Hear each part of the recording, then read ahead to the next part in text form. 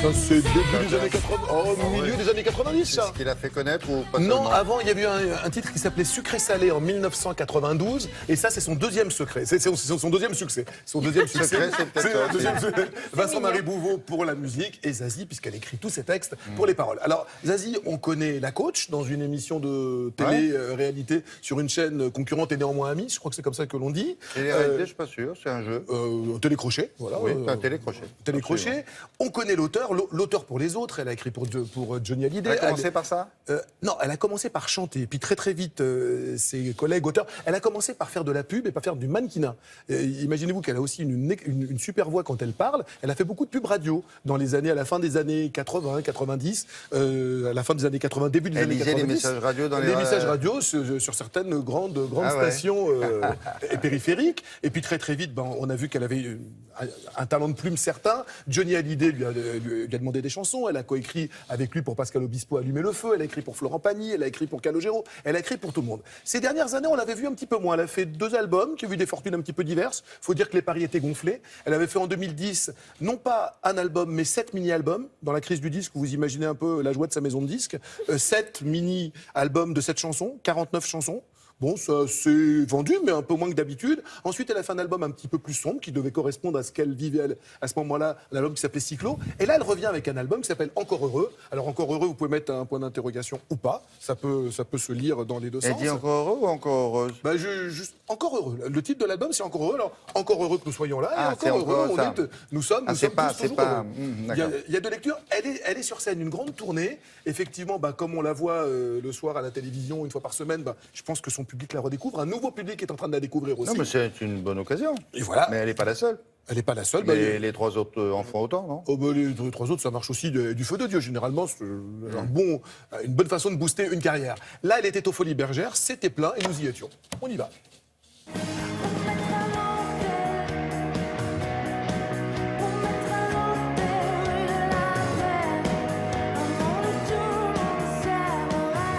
Zazie, nouvel album, nouvelle collaboration musicale, nouvelle tournée.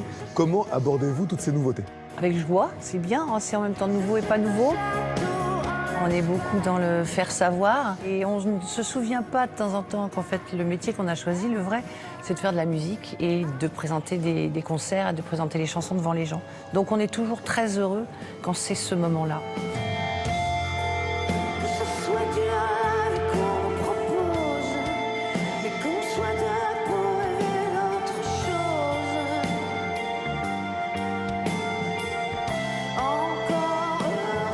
Être sur scène, pour vous, ça veut dire quoi?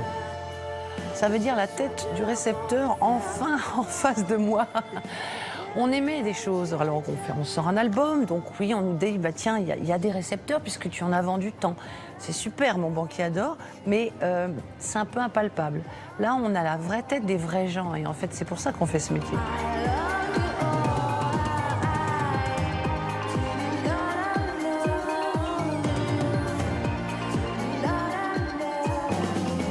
Justement, en parlant de métier, on a l'impression que dans ce métier, vous n'êtes dupe de rien. Non, je vous confirme. Mais je pense que c'est aussi ce qu'on acquiert avec l'âge, c'est-à-dire que sans cynisme aucun, le fait d'être un petit peu plus au courant de ce que c'est qu'une émission de télé, de ce que c'est que voilà, le show business avec tout ce qu'il a de bien et de moins intéressant, me permet de savoir que si je suis toujours là, moi, et si j'ai toujours cette envie, j'y suis avec une grande liberté, en fait. Vous êtes l'une des rares femmes artistes à parler totalement librement de votre âge et de la cinquantaine qui est arrivée. On a l'impression que pour vous, les rides, c'est pas du tout un sujet tabou. C'est rare, ça. Mais c'est pas une maladie, la cinquantaine. Non, mais pour certains, ça l'est. Oui, oui. Alors, c'est vrai que le regard des autres peut être plus, je dirais, voilà, un peu plus sérieusement ancré dans cette espèce de culture qui consiste à dire qu'un homme qui a 50 ans devient vachement beau, une femme un petit peu tapée. Mais moi, je suis bien dans mon âge, donc je me dis que puisqu'on a cette espèce de surexposition médiatique parfois, autant s'en servir pour dire aux femmes, essayons d'être bien dans notre peau, quelle que soit notre peau. Voilà.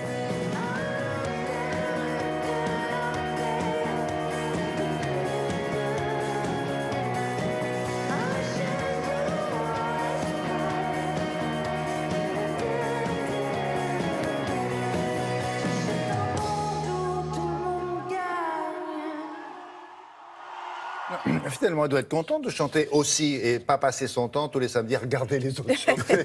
Voilà.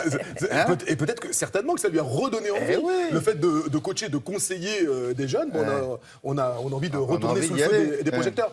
Elle prépare un opéra rock pour la rentrée. On vous en reparlera au mois de septembre. Au Palace, Le Rouge et le Noir de Stendhal, adapté par Vincent Baguian et Zazie. Ça risque d'être vraiment pas mal du tout. Voilà. Le travail, ça.